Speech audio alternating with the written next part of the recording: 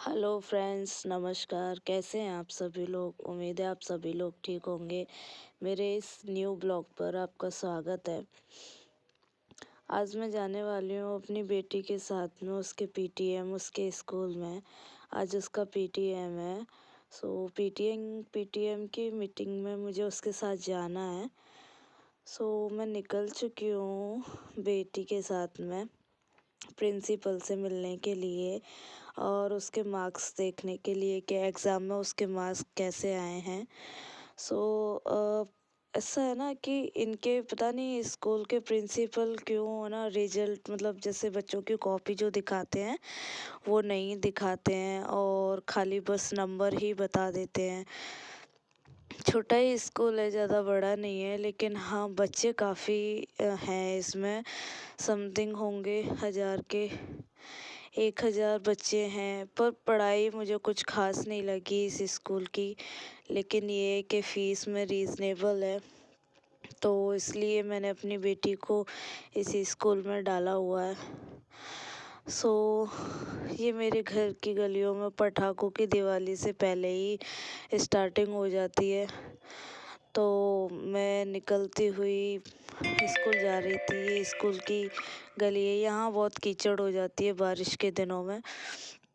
बहुत ज़्यादा गंदा ही रहता है। कुछ गलियाँ होती हैं ना जो बहुत गंदी होती हैं, और मतलब वह होते भी गंदे करने वाले हम सभी लोग हैं, साफ़ सफाई करने वाले भी हम सभी लोग हैं, लेकिन इन बातों को कौन समझता है। यहाँ पर एक दिक्कत और है, वो जो झाड़ू वालियाँ आती हैं वो यहाँ नहीं अवेलेबल हैं। इसीलिए भी कुछ गंदगियाँ ज़्यादा रहती हैं, क्योंकि झाड़ू वाले हों तो मान लो उनको बुलाकर हम लोग करवा लें साफ़ सफाई, लेकिन वो लोग होते ही नहीं हैं, तो फिर पूरी रोड भी रेंट पर रहने वाले अक्सर लोग फिर कहाँ तक क्या करेंगे। ये मेरी बेटी का स्कूल है। मैं पहुँच गई हूँ अपनी बेटी के स्कूल में, GR public school, greater Noida. तो मैं पहुँच गई हूँ प्रिंसिपल के ऑफिस में।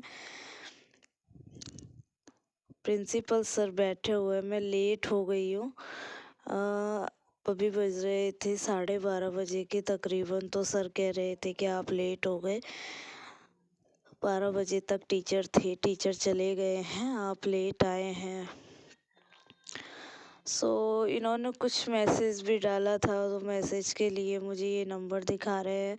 मेरे पास मतलब हस्बैंड के 2 नंबर है, दोनों ही नंबर पर व्हाट्सअप है, लेकिन जिस नंबर पर इन्होंने डाला है वो व्हाट्सअप ऑन नहीं है। बनाया हुआ है उन्होंने, लेकिन वो व्हाट्सअप ऑन नहीं है, इसी कारण से मैसेज नहीं पहुंच पाया। कुछ चीज़ें ऐसी होती हैं कि मिल ही नहीं पाती हैं। अब एक फ़ोन है यार, बहुत दिक्कत होती है एक ही फ़ोन से कि मैं अपना भी काम करूँ और फिर हस्बैंड का भी। तो वैसे भी दो दो व्हाट्सअप चल रहे हैं, उसमें भी बहुत दिक्कत हो जाती है हस्बैंड के नंबर से। तो इसीलिए फिर ना बच्चों का जो स्कूल से कोई मैसेज वगैरह आता है, बेटे के स्कूल से मैसेज आता है, वो हो जाना, और फिर इनकी कंपनी से तो बहुत मेरे को दिक्कत होती है, तो मैं अपना तो कुछ कर ही नहीं पाती हूँ। इसी सिलसिले में तो वो प्रिंसिपल सर बता रहे थे कि हमने आपको मैसेज किया है, लेकिन मैसेज पहुंचा ही नहीं मेरे पास। तो क्योंकि वो वाला जो नंबर है दूसरा वाला, तो उससे व्हाट्सअप बंद कर दिया है हस्बैंड ने, उन्होंने अपना न्यू नंबर पर व्हाट्सअप चालू किया हुआ है। वो वाला नंबर पे उन्होंने मैसेज भेजा ही नहीं, तो इसीलिए मैसेज पहुंचा ही नहीं। तो उसी बात से अक्सर ऐसा ही होता है इनके साथ, क्योंकि इनके हालांकि मैंने तीनों ही नंबर इनको बताए हुए हैं जो व्हाट्सएप पर है, तो तीनों ही नंबर मैंने इनको दिए हुए हैं, लेकिन ये एक ही नंबर पर डालते हैं, तो वो मैसेज जा ही नहीं पाता। अक्सर करके ऐसा हुआ है। तो वही मैं इन्हें बता रही थी कि नहीं, मैंने पहले भी इनको बताया था कि ये वाला नंबर नहीं है, दूसरा नंबर है, तो बोले कि ठीक है। फिर दोबारा अब कंफ्यूजनिंग हो जाती है।